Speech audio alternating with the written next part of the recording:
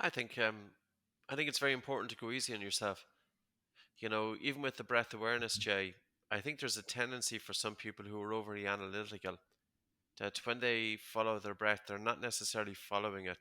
They're thinking about the breath, and they're Mm. still in their mind. There's my breath in. There's my breath out. It's still thinking.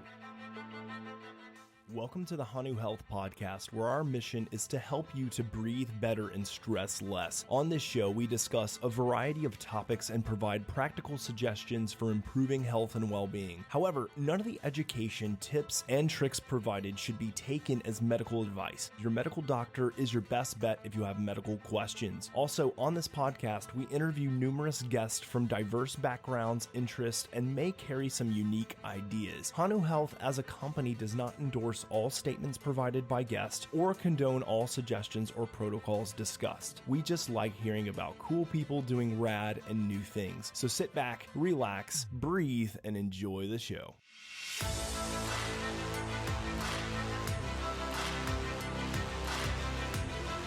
Hey Patrick, it's good to see your face and hear your voice, man. I feel like it's been a while that since we've done one of these, maybe a month or so, which is weird because our cadence has been that we provide one of these Q&As once every month. So it's good to see you, man. I know it's been my fault. I'll tell the listeners it's been my fault. Like my head's been spinning the last few months. And so for our last recording, I left like all my gear at home at the time of our recording. And it was when I was going to set up my mic and my computer that I found, oh my goodness, it's not even here. So glad to be back with you, man. Yeah, likewise, Jay. So that's the problem when you've got about. We can't even just turn up ourselves anymore. We have to turn up with about 20 pieces of equipment between mics and headphones I and know. cameras and laptop and power cables. That's the big one. You might have everything, but you don't have Yeah, the the power power cable. cables. So, yeah, Right. great to Without be the here. power cables, you're kind of in trouble. Or you can You start are. with like you can start with like the battery power of your laptop, but like once it's dead, then you're just royally screwed. So yeah, you might as well go ahead and make sure that the number one thing you pack is your power cords. But yeah, I feel like I needed to share with people like how I screwed up royally on our last recording by not bringing my stuff and forgetting it because like sometimes I get like these questions and I think it's like this notion or people think, oh, this is like the psychologist who's all about like performance and cognition. He probably has it all his ducks in a row. And the answer to that or my response to that is nope. It's like there are sometimes when I do have my ducks in a row, and there are other times where no, I get derailed, I get distracted, like the bit of ADHD inside of me like comes out, and like my focus will shift like to one thing really really hardcore, but it's to the Mm, void of me focusing on other things. So sometimes I like yeah. to throw out there that I'm human. I mess up sometimes. Yeah. But I think sometimes, Jay, is that there's kind of a perception out there that when you're doing something that you embrace it to the point of 100% that everybody is able to do it perfect. And like if you were talking about stillness of the mind, you know, and somebody who's practicing stillness of the mind, an outside observer might expect that person never to get angry. But the reality Right. is that person is going to get angry. A Mm. person with really good focus and concentration, the outsider observer, as you pointed out, is going to expect that that person is not going to make any mistakes or forget where they leave their keys, etc. Of course, they're going to.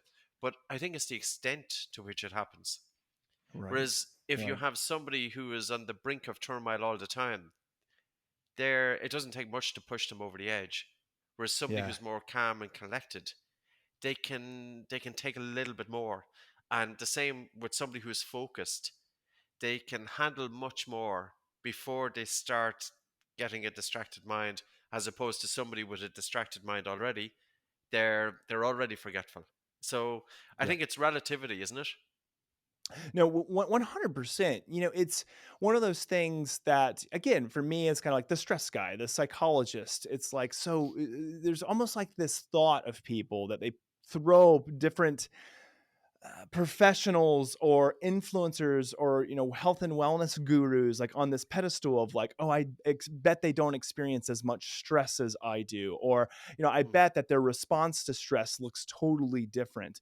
And in some cases that might be the case, but it turns out that I get angry, I get stressed. I have not found the way, Patrick, to eliminate my stress, Mm, like eliminate me encountering stress. Now, my response to stress, that's what I've really shifted and focused on. And I think that's what we really try to preach yeah. here at Hanu, is that it's not about getting rid of stress and it's not about demonizing stress. It's about our perception, it's about our mindset, it's about our interaction and our control, physiological and psychological control, emotional control as well, of how we respond to stress. Mm, And that's a big component because there are certain things that are just natural, inevitable parts of life. Our focus is going to get shifted. Our stress is going to be there. We're going to experience every single emotion. We should. Like, that's a part of humanity. It's a part of life. But the one problematic piece is not necessarily if we encounter it, because we will encounter it. It is when we encounter it, how do we interact with it? How do we respond to it? And to be completely transparent and frank, even with immense amounts of training, sometimes we're not going to respond the best way. And we're going to have to learn from that. I mean, I've heard really good examples from monks who have practiced meditation for 40, 50 years, for 6 hours a day. And when people ask them, when they do surveys or studies, when asking them, like basically, like, so do you not experience like anger or these types of emotions ever? Like, do you never lash out? They're like, no, like I absolutely experience these things. My interaction with them, the severity, the duration, the frequency of them is a lot less than when I'm not practicing or before I practice. But no, we experience and we're going to encounter and we're going to have that level of emotional volatility and behavioral kind of externalization. It's going to happen. It's not going to be fully eliminated. So that is my way of saying, like, if we do experience those things, there's no need to beat ourselves up about it. Like, it just happens. I mm, forget my laptop at home and we can't do our recording. Like, yeah, it sucks. It makes me upset. I'm going to be frustrated. It's a natural, okay emotion. Do I allow it then to wreck my day, my week, my month, my year, my decade? No, I have to then just regroup, come back to the drawing table and say, okay, now that the stress that I'm experiencing, the frustration I'm experiencing is here, what do I do with it? How can I use it to perform, to say, okay, now well, let me learn from it? That's all how I want people to interact with stress and with whatever emotion. I'm just using stress or frustration as this example, but I want people to really view it that way. mm, mm. I think actually the person in everyday life is in a better position than the monk. Because the monk, Hmm. okay, the monk is following his or her breathing. Um, they're very much in awareness. They're they're very knowledgeable in terms of a theoretical. If you look at a book on, say, Buddhism or whatever, and the depth to which it goes in theory, and they're also practicing. But they're not being confronted by these challenges every day. If you're meditating 6 hours a day, to the same extent as which a normal individual is. Say, for example, a Hmm. person in a small business, a university student, a person in family life, a corporate worker. So they're being confronted by stresses pretty much every day. And you kind of develop a resilience to those stresses that comes with age. And I suppose the other thing is, Jay, you could be somebody in an office and you'd really wonder what's the best approach. The person gets into a difficult situation, but they bottle everything up. So they're sitting on the outside and running on the inside. Hmm. Or the other person lashes out and lets a few shouts, and I suppose it's not PC in today's modern age. Right. It's gone very woke. It's gone very afraid anybody to say anything to anybody. Everything is. It's almost that there's this insta factor which is drowned over absolutely everything, and there's a pressure now on people to be conformists, not just on the outside appearances, but I think it's kind of strange. I think it's strange where it's all going, but that's just me anyway. Yep. No, for sure. For sure. I think in the end, one of the things that I really feel will help to move the needle on all of this is for us to come back to our basics of who we are as humans, who we are as beings. We get so caught up in everything else, whether it be what we need or what we feel we need, how we need to present ourselves to others, um, what we feel like we want kind of our image to be. I think that that comes to the detriment of us allowing ourselves to experience a certain side of humanity. And because that has been lost, and I'm trying not to get too esoteric, but because that has been lost, I feel like it has just caused such a massive disconnect from ourselves and to others, and it's affected relationships. And so when I say coming back to basics and really identifying within ourselves what it is to be human, my conceptualization of it, and in an effort to not overly sound like a psychologist, is I think it all comes down to what are we at our core, which is relational communal beings. And relational communal beings means being vulnerable, it means being ourselves, it means removing this notion of I need to put on that mask or that facade in order to kind of manifest this image to others. I think that when people do that, it burns them out. They become someone that they don't want to be, and they become that individual who bottles everything up. And when they bottle everything up, it is bound to at some point explode or implode. And that is where I think we see a lot of root cause of mental health difficulties and stress and emotional volatility and anger and externalization, is this immense amount of buildup and compartmentalization, because we have this idea that there needs to be a presented image of ourselves to others and maybe even to ourselves. And we end up fooling ourselves. Maybe we don't fool others as much because people are really good about reading people for the most part, and it just causes this really weird, again, disconnect. And so again, Mm, in an effort to not become too esoteric, I just want mm, people to really check in with themselves and say, is there something else that I can be doing in order to reconnect myself to this relational communal human being that I am, so that I don't get lost in trying to please others or fool myself into thinking that I am XYZ. And that doesn't mean we don't see our flaws and try to improve. Like, I think that that is an absolute must in how we grow. But I also think too that if we're experiencing an emotion or a stressor or an event happens in our lives, to not compartmentalize everything, but to be open and to be honest and to be self-aware, and then learn mechanisms like we teach here on the Hanu Health podcast to self-regulate. So mm, sorry, I know that mm. was a bit of a monologue, No, but no, but it's I very get. interesting, and I think it's going to apply to some people more than others. Um, Mhm.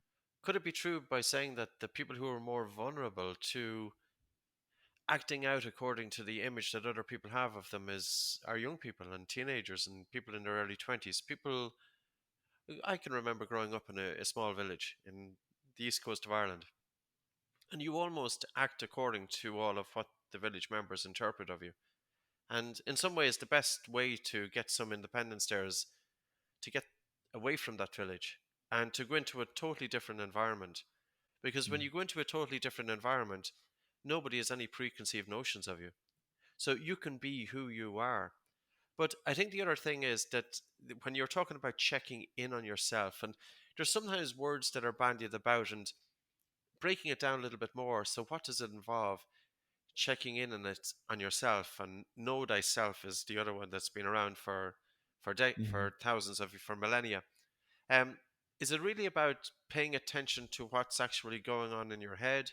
Is it about paying attention to what drives you, paying attention to what makes you upset?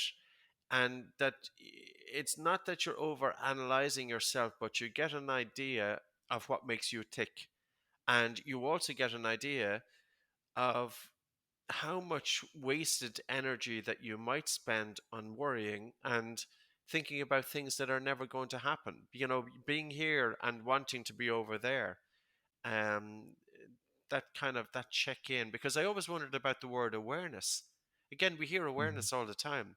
What does Yeah, it really mean to be aware? right. It's an interesting question because it is thrown around so much, this idea. And we talk about it a lot here on Hanu. It's like the idea of self awareness and self regulation. But when we conceptualize the idea of self awareness, what are we really talking about? And, I like to use, whenever I can, even more simplified language, like you mentioned just a second ago. Like, what is it that makes you tick? I love the old adage of like, whatever we don't measure, we are not likely to change. And that doesn't mean, the quantification or biometric things that we do, because yes, that can be helpful and can be important. But measurement also comes back to this idea of checking in and being aware of what are those things that affect us. And then not what is it, but why? Like, why does it affect us? So this kind of gets at the core, the root cause, right? Somebody cuts me off in traffic and they flip the bird at me and I become really emotionally volatile. So, like, we have kind of the what. So, the what was they cut me off. But what's the why? What's at the core of it? And that's really kind of asking the question of, what makes me tick? Like, for me, it could be, oh, they think that, they have the right to get somewhere faster than me because they think that they're more privileged individual, like they have kind of the higher pedestal here. Or maybe it's they're trying to, and this is just kind of me random like hot take here, is maybe they're like, oh, I've got the fast car, so I want to show off my fast car. Probably nobody's thinking that, but maybe it could be that somebody's like, oh well, I want my car to be faster, I'm going to cut them off now. Like, there's all these potential reasons, but we have to dig at kind of the root cause at the core of it. In psychology, we refer to this as schemas or core beliefs, or kind of what's at the root of things. And it's a good tenet for us to remind people of, is that awareness doesn't just mean kind of like what is causing the stress, but what is causing, how is that connected to why it's causing stress? What is at the absolute core of it? And so when I think about awareness, that's what I think about, is like the what and then the why. And the why is a little bit more difficult sometimes to find, but I think it is worth a high level of self exploration in order to unpack the why of stress, or the why of frustration, the why of anger, the why of, you fill in the blank. Mm. It's kind of provided that you come to a truthful conclusion on it. So you could Yeah, come to a conclusion that this guy is flipping the bird because he's a total outright bully, and this is what he does in his right. everyday life. And you're getting peeved with Absolutely. him because here's an asshole, and I just want to give him something back. But Right. that mightn't necessarily be the truth of it, though.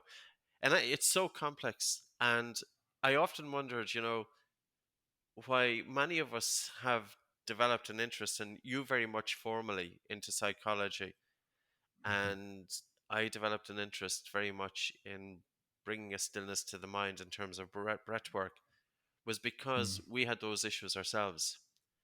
And I Mhm. often feel that Mhm. many people who go into that field, that there's almost a self exploration first to find out really how the mind is working. But Mm. is it really about how the mind is working, or is it about bringing that quietness to the mind, that practical experience? Yeah, just it's one of those things, You can we really come to a conclusion on the mind by using the mind to come to the conclusion? I don't Right. know. It's a Sometimes I tough give one. up. I just follow my breathing and I forget about it. Right. Well, what's the great thing about that is that when in doubt, come back to breathing, Yeah, because we know for a fact, it is science backed, that for a fact we're going to be able to reset and control the nervous system better if we come back to yeah, physiology. But yes. I think it's the age old question that we ask in psychology, that we ask in neuroscience, that we ask in philosophy. It's kind of like this why, and then how do we solve? And I think that and this is such a blanket response and a cop out, if you will, there's a lot of different pathways and I think there's a lot Mm, of different responses, and I think it's a lot of bio individuality. And again, I know people are probably listening and thinking, what a cop out answer, but I don't have a better answer. Even after mm, all my years of education in psychology, I don't have a one size fits all response to this. mm, And I think that's just the natural complexity of psychology. I think that's the natural complexity of human behavior, human interaction and human engagement. And so So until then, I'll leave everybody with bated breath. I'll keep trying to figure that one out, and I'll get back to you all. So there Mm-hmm. you go. There was a Patrick, I know we were spiritual going. teacher Oh, go ahead. just before we move on called Hmm. Krishnamurti. I'm sure you've came across, and he was giving a Hmm. talk, and some of the followers were following him for literally for decades and listening to every word that he was saying. And he stopped once during the talk and he says, "Do you want to know my secret?" And of course, people's ears picked up. And he said, "My secret is that I do not care what happens." Mm, And that was it. yep, So maybe we leave it that's at it. that. Maybe we'll leave it at that. I like it. I love it. All right, Patrick. I know we were going to jump into another subject, but we're going to hold that subject and may not even be fitting the next time that we talk. But we'll move on to the Q&A because we've got some really good questions that I think we need to dive in. So let's jump into it. So just if anybody is tuning in for their very first time to listen to these Q&As that Patrick and I do once a month, as long as I don't forget all my gear at home, you submit the questions as the listener, and as the listener you can ask us anything related to breath work and heart rate variability and stress and mental health and resilience and focus. We kind of answer it all. A lot of people tend to ask us a lot of breath work questions. Granted, that is Patrick's specialization and he is an expert in that area, and I tend to know a little bit about it as well. So let's dive into these questions. And again, you can submit this anyway. You can write to us, podcast@hanuhealth.com.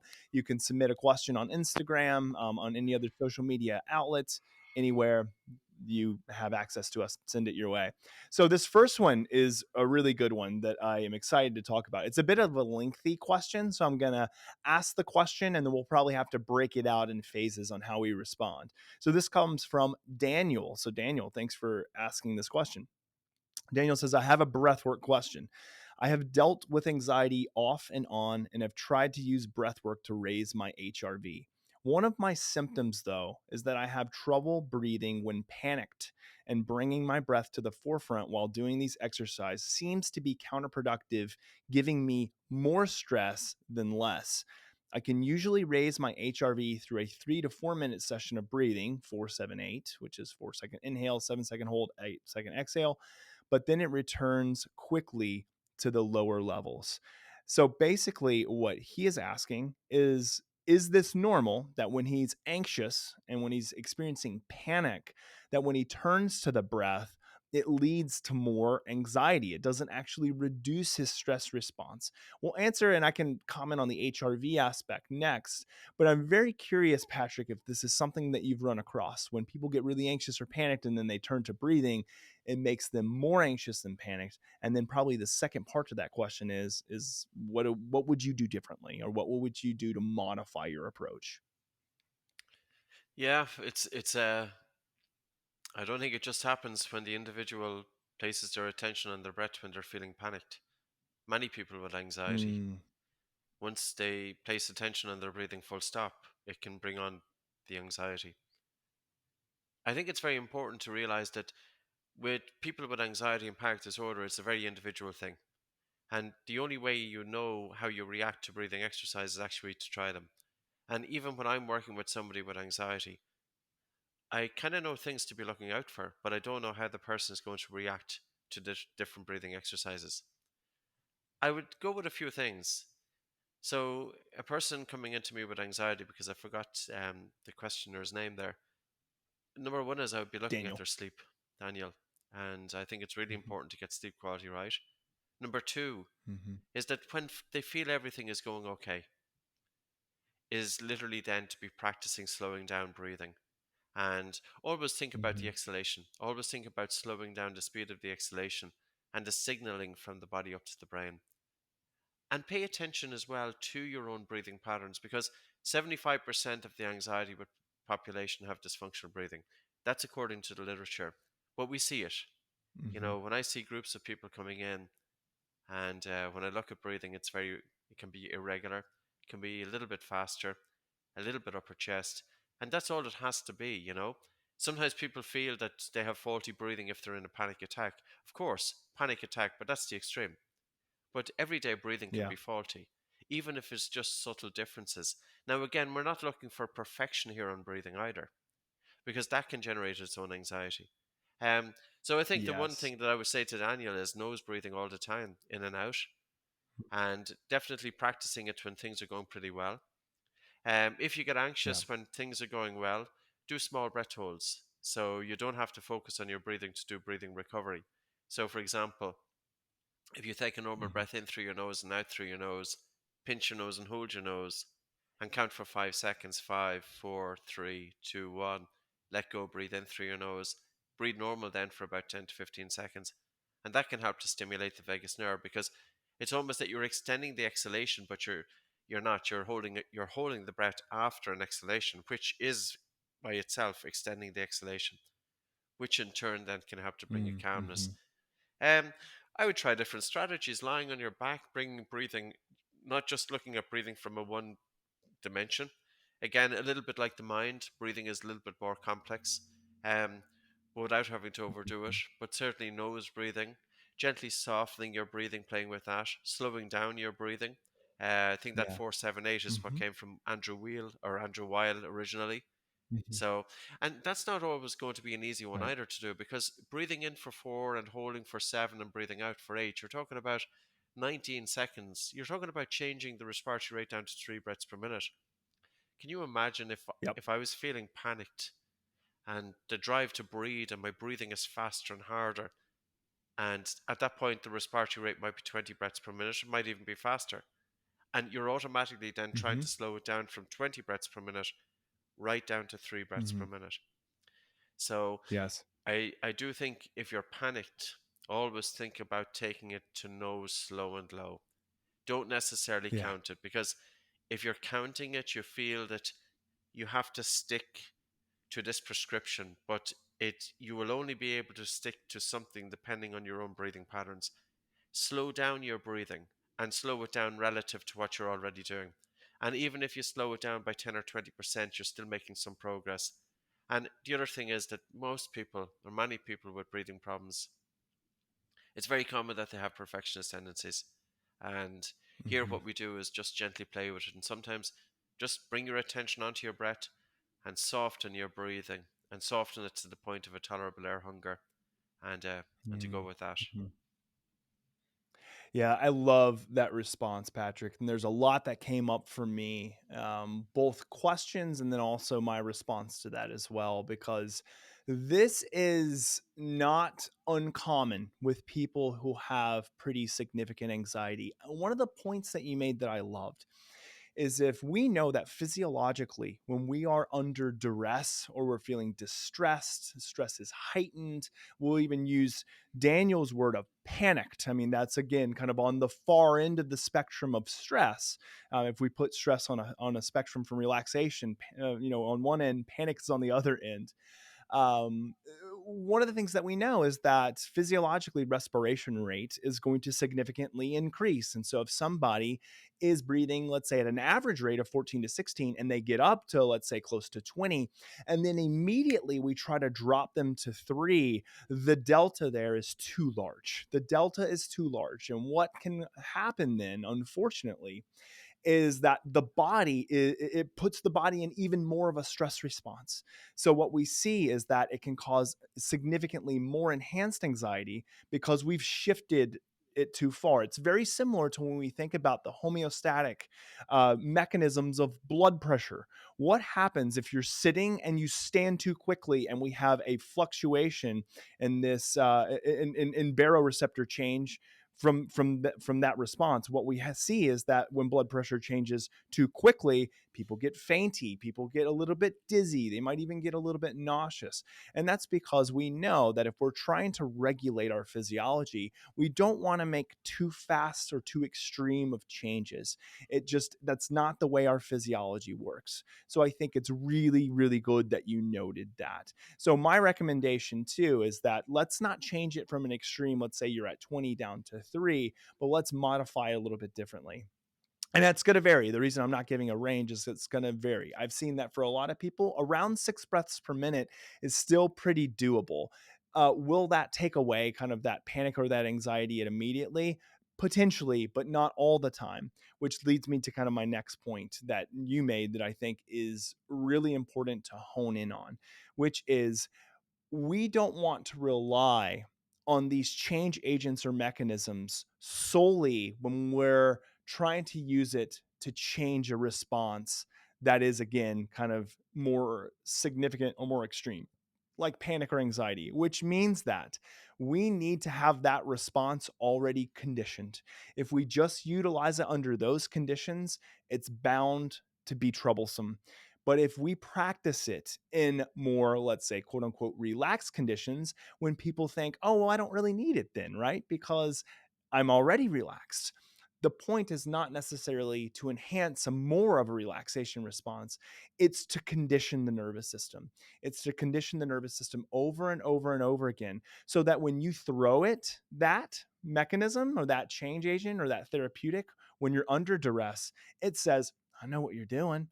You've already done this 1,000 times already. This is what we go to in an effort to engage the nervous system, to engage control, autonomic control. So I think that that is a perfect response. So, Daniel, if it's not already a part of your daily routine, especially as someone who experiences anxiety or panic, I think it has to. I think it's imperative that it is a part of daily routine.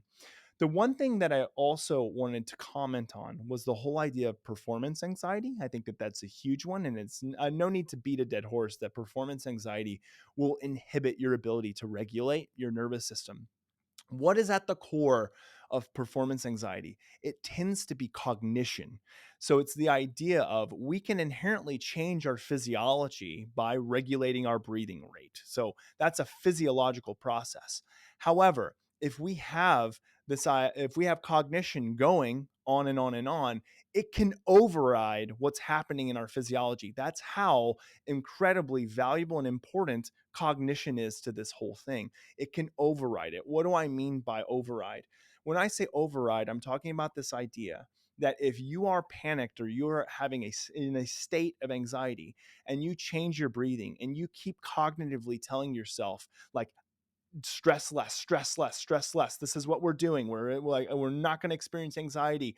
Then the problem is that when you don't experience it right away, then what happens? Well, then heart rate increases, heart rate variability decreases. You find it more stressful in that moment because your mind is not overriding your body in that point in time. So what's the solution to that? I think the biggest solution that I can provide people comes down to mindfulness and mindful awareness. So, what does that mean? It means I'm not going to shut off cognition because we know that every time we try to shut off cognition, it tends to backfire. It's like the idea of like, don't think about something, don't think about the pink elephant. All you're going to be able to think about is a pink elephant. So, the idea is to tap into mindful awareness. What does that mean? I think it means tracking the breath. I think it means just simply noticing right now, this is the inhale. This is the sensation of the inhale. I feel the coolness coming in through the nasal pathway. And now it's time to exhale. It's me not judging, it's just me being mindfully aware of the entire process. What does that do? That helps us to connect more to our breath and disconnect from some of that performance cognition, some of that anxiety cognition that continues. I think it's an incredibly valuable piece that tends to get overlooked in a lot of breathwork practice, HRV biofeedback, is the idea of just tracking the breath, just watching the breath as if you're an observer, as if you are standing back and just kind of working as an archaeologist of your breath. This is what the sensation of the exhale and experience looks like. Here's the exhale. And then when the, mad little, cognition comes up on the shoulder, the little demon comes up, it's a matter of not saying I'm going to push it away. It's an acknowledgement that it's there. And it's an acknowledgement of what can I come back to? The anchor that is the breath. The anchor that is the breath now is in my full transparent awareness. And it might be 1-2 seconds after that the little kind of cognition demon comes back. Pull yourself back every time. The great thing is that the breath is not going anywhere. It's going to happen no matter what. You can always come back to it as an anchor. So again, I think that the one piece of advice that I'd offer Daniel on top of everything that you just mentioned, Patrick, is this idea of mindfulness and mindful awareness. And, not to give a shameless plug, but it's one of the things that we're really trying to build into our Hanu app. is this idea of not just watching numbers change, not just having expectations of what this is going to do for you, but really saying at the core of it, I'm coming down to changing the biomechanics, cadence, biochemistry, and mindfulness component of breathing. And if we can accomplish that, I've tended to see that for people with anxiety and panic, if you introduce that one last component of mindfulness, it can be invaluable, just extremely effective.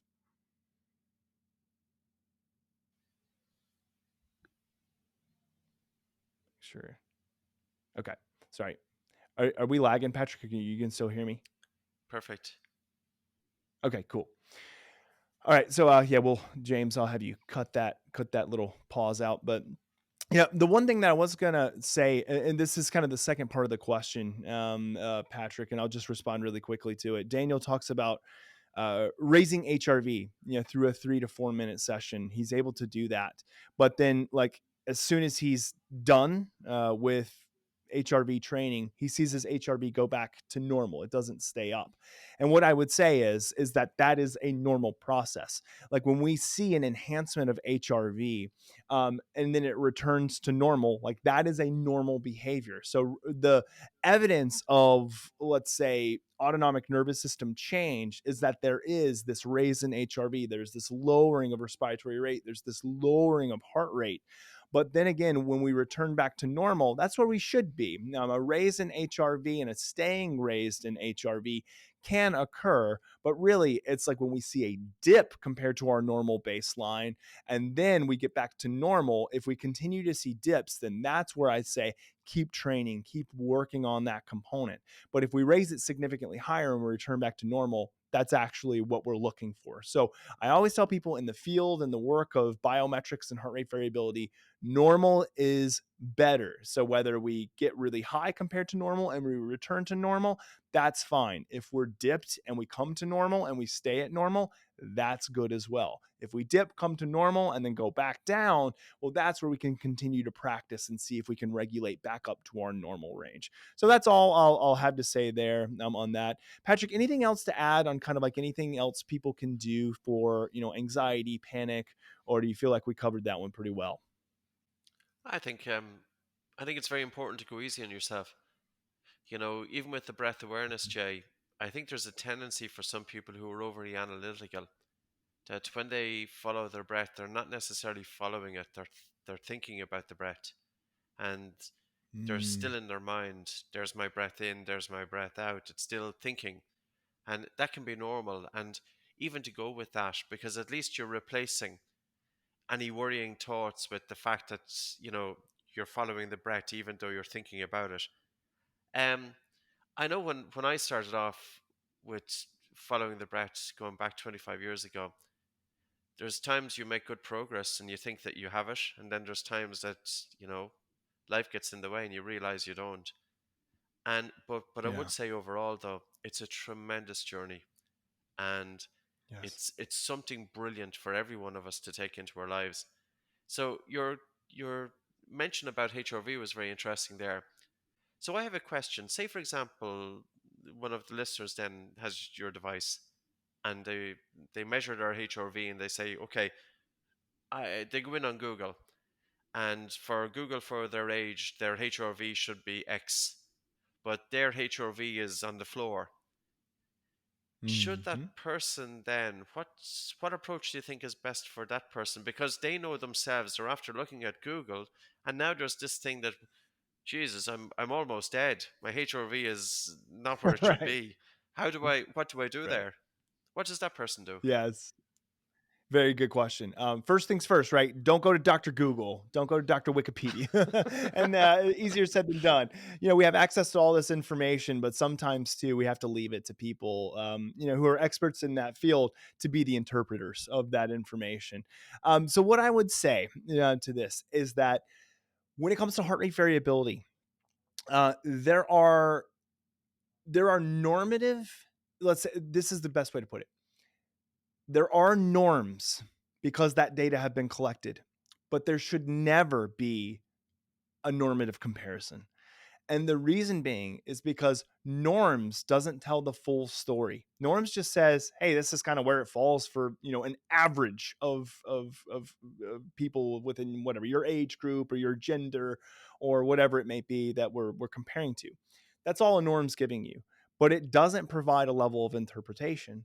What we know is that there are so many confounding variables as to why HRV or as to what impacts HRV. Things like genetics, things like height, weight, cardiorespiratory fitness, gender, even. All of these things factor in. I mean, males naturally have a higher HRV than females. There are individuals who are taller who have higher HRVs than those who are shorter. Does that mean that they have better stress response, better cardiorespiratory fitness? Absolutely not. And there can be genetic components as well. What we really need to compare to is not say, hey, my aspiration is to be within my normative age. I've seen that, those who are 40 to 45, like have an average RMSSD of, 35. The whole goal or notion shouldn't be to get there, which is different than other biometrics, by the way. There are some biometrics that kind of make sense. I mean, for people to kind of strive to be within their normative range. But this is not one of them because of, again, all of those confounding variables. My take on this is that the end goal really is to find out where is your normal range, where do you fluctuate, which is what our app does. And then once you find that, to stay within that range. The goal is not to say, let me see how high I can boost it. There are ways to do that, but I think that you miss a lot when your intention is to only try to raise your baseline HRV. I think you are going to be really disappointed if you do that. But if your intention is to say, I want to gain better stress resiliency, I want to perform better, or whatever it may be that your goal is, you can utilize HRV as a good proxy. And more so, how well can you modulate HRV? So, how well can you fluctuate HRV with breathing? Because that's more of a demonstration of autonomic control. How much control does your breath have on your nervous system is indicative by fluctuations up in an upward direction of HRV. Now, you may see it and very likely see it come back down to where you started. And that's okay. That's your normal range. That's where you function at. Breathing alone isn't necessarily going to move significantly that baseline needle if you do one practice. It's not like, oh, I raised my HRV from 25 to 50 and now I'm going to have that throughout the rest of my day. That's not the way HRV works. That's not the way, a cardiorespiratory system works. So the end goal, again, is to say, how well can I utilize it as a proxy and how well can I move that needle compared to my own numbers? So in the end, the net of this is self-comparison over normative comparison all day, every day. And maybe we'll find something in the literature down the road that tells us otherwise. But right now, we have no evidence to say that there's any mechanism for the utilization of normative comparison that need be had. Does that help to explain that? Oh, totally. I think it's great. Yep. Good. Mm. Good. Awesome. Awesome. All right, Patrick, we have our next question. So let's jump into it. This comes from Angie, and this is like a full on, almost, I would say almost, if not 100%, Patrick McKeown question, which is, I've heard Patrick talk about a shift in the oxyhemoglobin dissociation curve. That is such a mouthful every time I hear it, too. Oxyhemoglobin dissociation curve. What is it? And then how do we use it? So let's break that one apart, Patrick. How about we give kind of the in-depth explanation of the oxyhemoglobin dissociation curve, and then how can it be used in our own practice, or should it be used? Would be another good question. I think it's a very good curve to just to highlight how the red blood cells release oxygen to the tissues. Any of us understand that when we take a breath of fresh air into our lungs and oxygen passes from the lungs into the blood, 98.5% of oxygen in the blood is carried bound by hemoglobin. And hemoglobin Mhm. is a protein within the red blood cells. So you can imagine this hemoglobin as being the carrier of your oxygen in the blood. And the real question to ask then is, how can I get that hemoglobin to release oxygen to where it's needed? So I want to get oxygen delivered to the tissues and organs, but how do I get that oxygen delivered? And the factors that play a role with that are increased temperature is one. So, for example, if you're doing physical exercise, the muscles that are working the hardest are going to get hotter.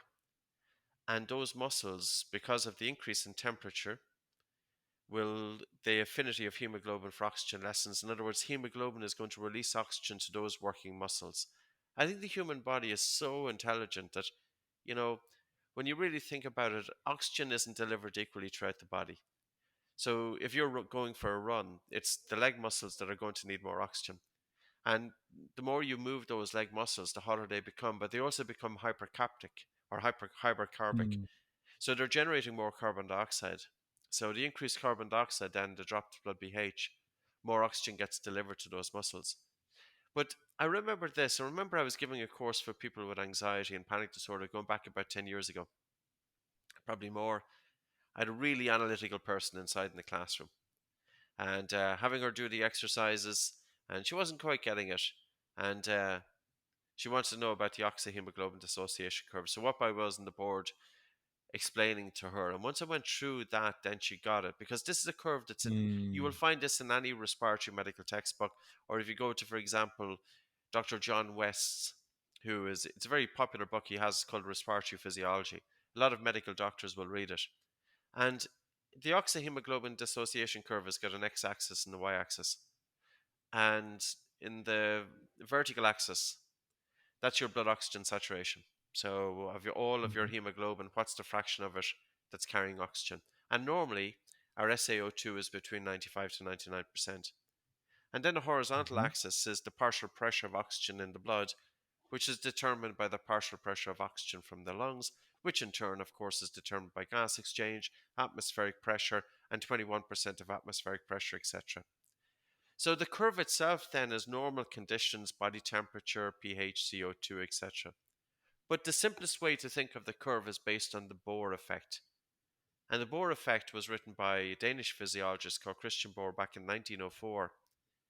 And he said that carbon dioxide pressure, he said, as carbon dioxide increases in the blood pH drops, and the affinity or bond for that hemoglobin has for oxygen lessens. So in other words, hemoglobin releases its load in the presence of increased carbon dioxide and dropped blood pH. Now, I think the real thing about this, Jay, is how many instructors, when we hear breathing practice, and we've done this, went in on YouTube and we looked at, say, out of 10 people, 7 of the instructors were encouraging these full big breaths.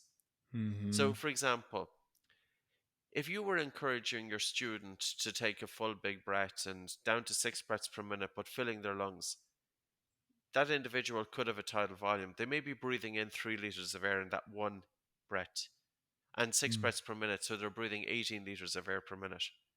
But normal minute ventilation is between 4 and 6. So, what happens when you breathe more air than what you need? So, we as human beings during rest, we need between 4 to 6 liters of air per minute. But if one is slowing down their breathing to 6 full big breaths per minute, you can be breathing in 18 liters. You can be breathing 2 to 3 times more air than what you need. Now, number Mm. one is it will increase the PO2 in the blood. However, it will not increase um, your hemoglobin saturation. Well, it may by 1 or 2 percentage points, but you have to bear in mind that during normal breathing, you're already almost fully saturated. The problem with breathing too much Right. air is that you get rid of too much carbon dioxide from the blood through the lungs. So you take a full Mhm. big breath in and you have a full big breath out. You're blowing off that carbon dioxide from the lungs. As carbon dioxide lowers in the lungs, it's going to lower in the blood. And as carbon dioxide reduces in the blood pH increases, and hemoglobin, which is the main carrier of oxygen, holds onto oxygen more readily. So it's kind of ironic. You could be looking at an instructor teaching breathing practice, but that instructor is unknowingly encouraging their students to reduce oxygen delivery throughout the body as opposed to Mm. increasing it. And I think that's where the oxyhemoglobin dissociation curve really comes in because it's a fixed explanation, or Mm. if I use the word law or effect, as to why carbon dioxide is important. And carbon dioxide is not just that waste gas that people talk about. And that's why, if anybody is in the habit of taking these full big breaths, try and understand the oxyhemoglobin dissociation curve. If you're taking full deep breaths, you get rid of too much carbon dioxide from the blood. This increases blood pH, and hemoglobin holds on to oxygen more readily. So it's ironic that the human being who's taking the full big breaths with a minute ventilation more than what they need is actually having less oxygen delivery throughout the body. Yeah, that's super interesting. And that was a really great explanation. I think you really unpacked it. So basically, if we want to have a reduction in the utilization of oxygen to muscular tissue, then the great way to do that is to take in extremely deep breaths and expel a lot of CO2. And therefore, hemoglobin will hold on to oxygen. It will not be delivered as readily, therefore, not utilized, and it's very ineffective and not a practical strategy. So, one thing you talk about, Patrick, is you talk about a shift in the oxyhemoglobin dissociation curve. Explain a little bit about that shift, what causes the shift, and is it something that we are aspiring to do as in our breathwork practice, or not so much? Yeah, I think it comes back to the understanding. So basically, we have the curve, which is an S-shaped curve, and the normal curve is normal body temperature, normal carbon dioxide, normal blood pH, normal 2,3 diphosphogliterate. But if we hyperventilate, the curve shifts to the left. And as the Hmm. curve shifts to the left, for a given partial pressure of oxygen, you see that the saturation of arterial blood with oxygen increases. Now, people might think, well, this is a good thing because now my SaO2 is increased, which is of my hemoglobin. The fraction of it carrying oxygen has now increased.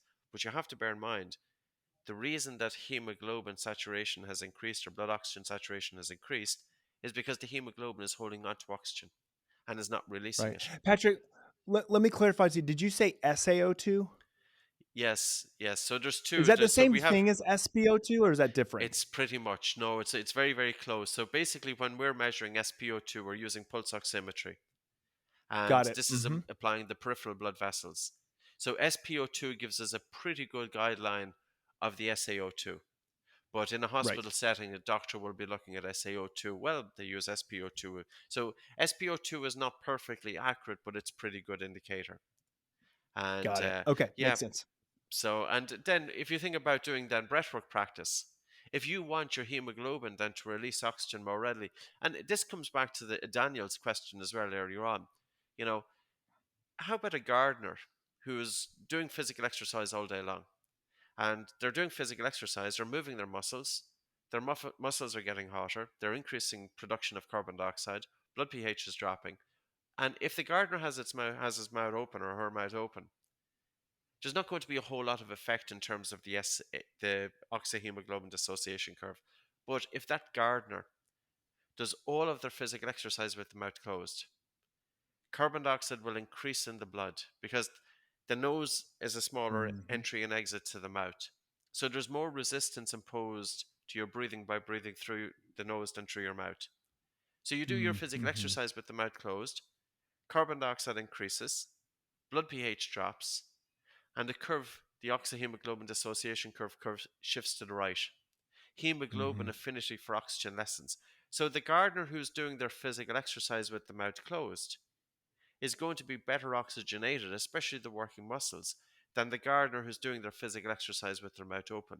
Because if we do physical exercise with our mouth open, carbon dioxide in the blood will hardly change because our ventilation will increase proportionately to the production of carbon Right. dioxide.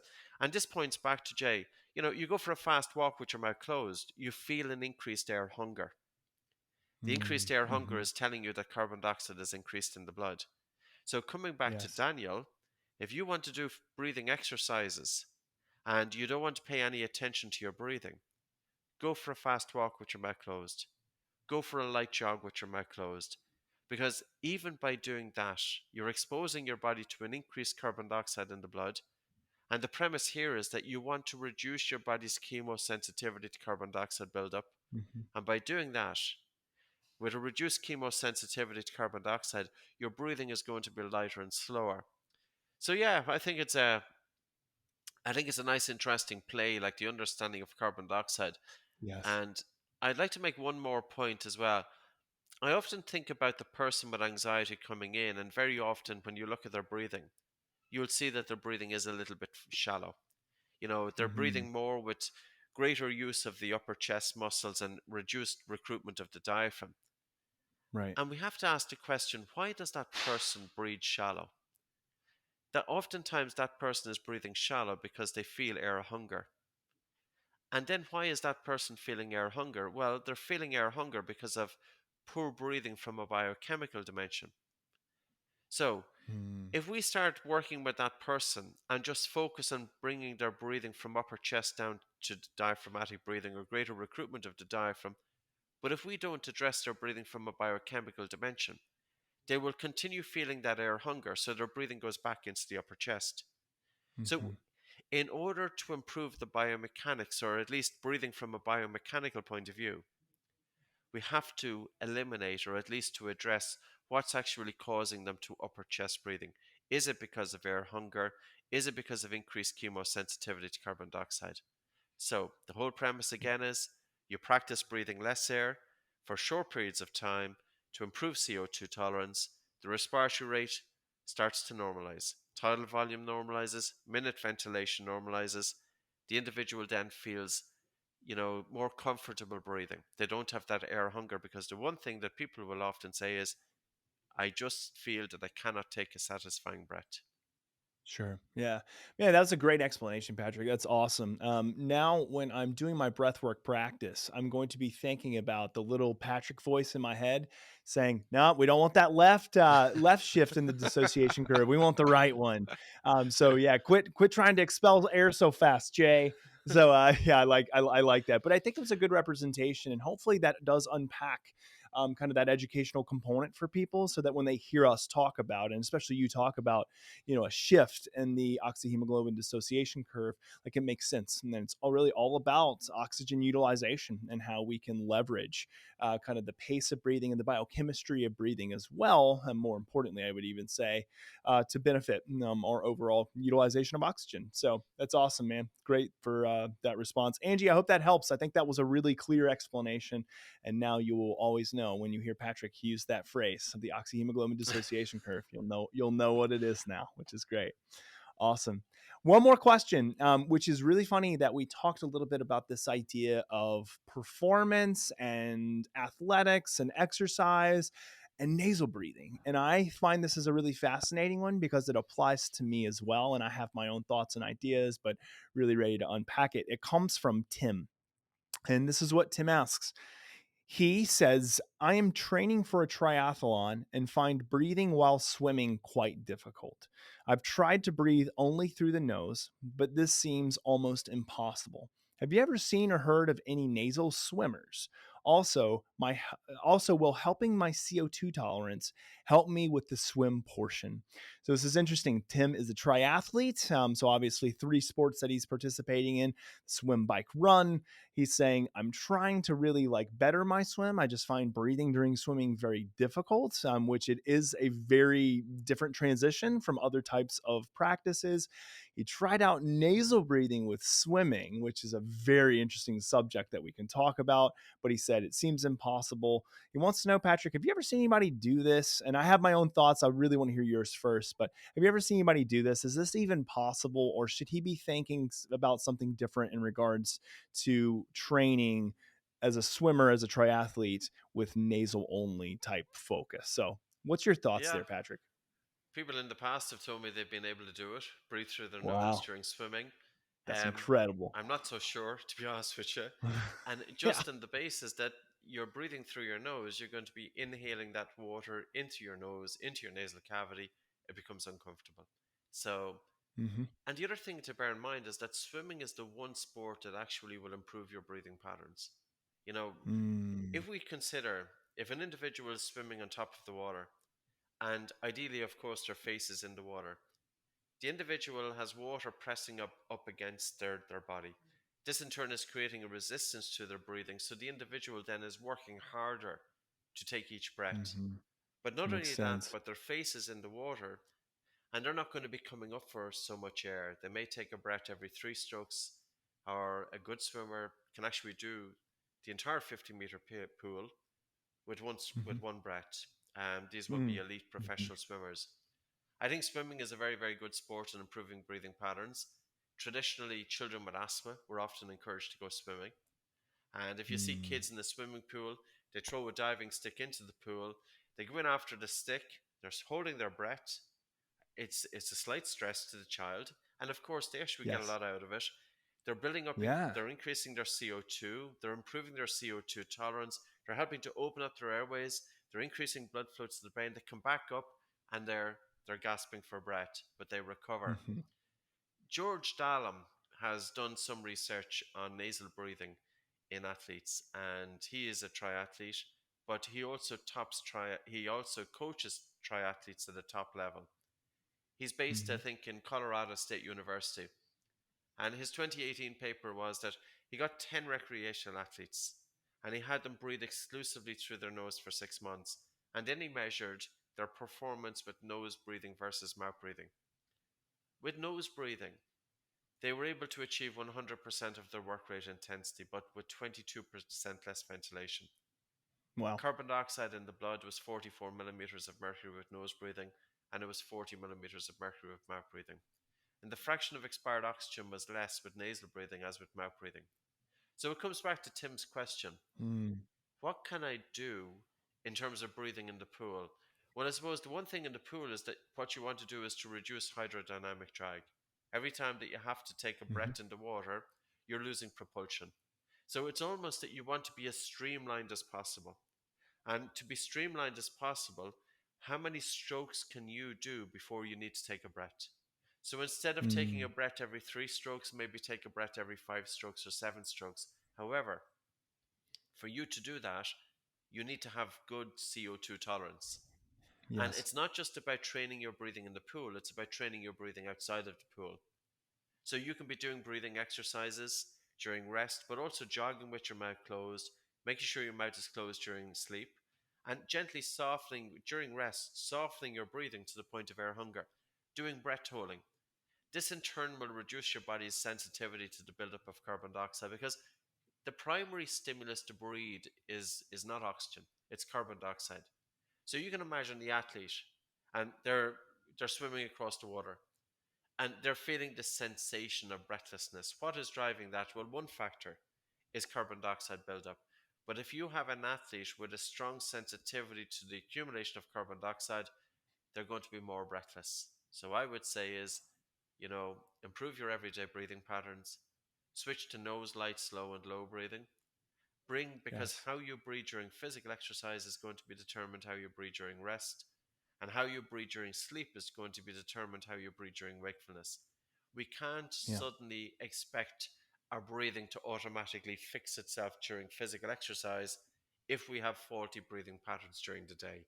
So we Yep. need to look at breathing, that 24/7 picture. But yeah, Yes. swimming is great. But Yeah.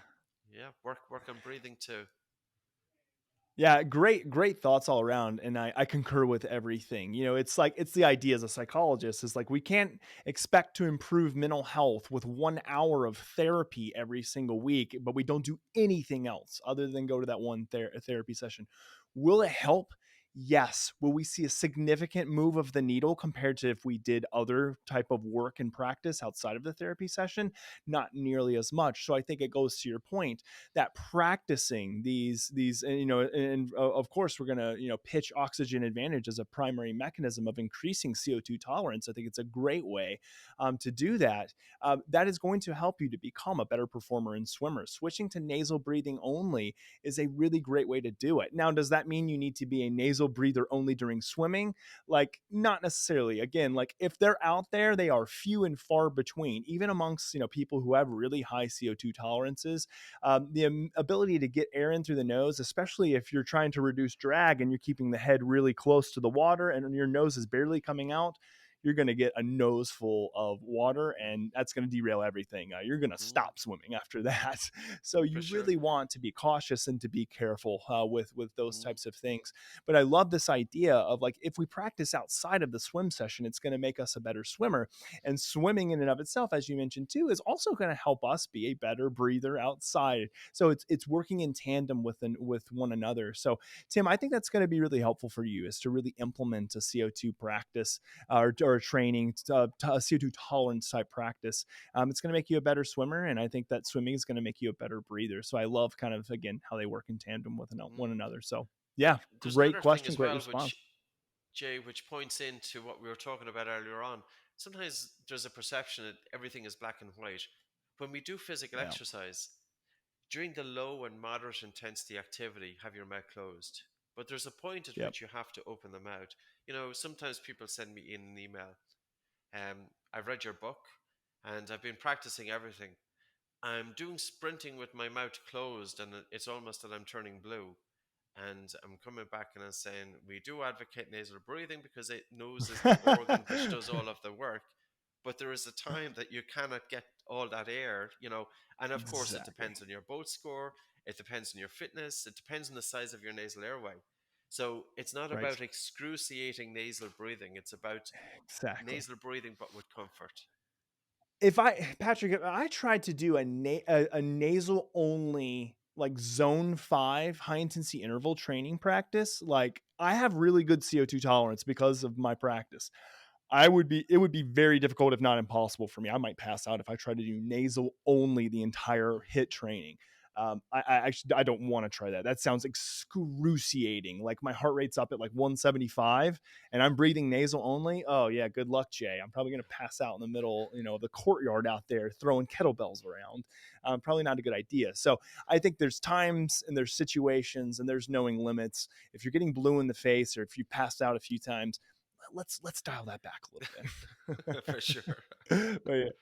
But no, that's a great question though, Tim. I love it because it does get confusing if you hear about, like, you hear people like us or James Nestor like nasal breathing, nasal breathing, nasal breathing. You think, oh, in all situations, in all conditions, I have to be doing this type of practice, and it's like, and what we're really saying is in most conditions, especially like if you're at rest and not engaging in high intensity type of practice or training, nasal breathing only. Like it only makes sense to focus on that. But if you're swimming, if you're doing high intensity work, like if heart rate's really, really high, if you're running a marathon, like it might be pretty damn difficult to do nasal only, if not like maybe potentially to your disadvantage. So I would say know your limits and know kind of what's effective for your performance. Yeah. All right, Patrick. Well, that comes to the conclusion. We got through those questions, which I think were amazing questions today. So thank you again for submitting. Again, if you want to submit a question to us as a listener, podcast@hanuhealth.com, or Instagram's a great way to send your questions over. Normally, we would be giving out a prize to a lucky review fan, if you will. But again, once again, my focus moved away and I forgot to pull that review. So we're going to have to leave and wait that. I would say if you actually submitted a question, let us know. We'll send you a gift package. If you send us an email, podcast@hanuhealth.com, we'll send you a gift package. Just give us your address. And Daniel, Angie, Tim, I'd love to send you some stuff. So that's what I'll give away 3 gifts instead of 1 to all those who submitted those great questions. But Patrick, man, it's been a blast. Thanks again for joining me today. Yeah, man, take care until next time. Great stuff, Jay. It's been a pleasure. Thank you. Awesome, man. All right. Thanks everybody for listening. We'll be back at it again next month with another Q&A. Thanks for listening to the Hanu Health Podcast. We hope you enjoyed the show. This podcast would not happen without listeners and supporters like you. And the best way to support us and the show is to head on over to iTunes and provide us with a 5-star review. This helps us reach others and spread the good word of breathing and stress resiliency. If we read your 5-star review on air, please reach out to podcast@hanuhealth.com with your name and mailing address, and we will send you some sweet Hanu gear. Until next time, breathe better and stress less.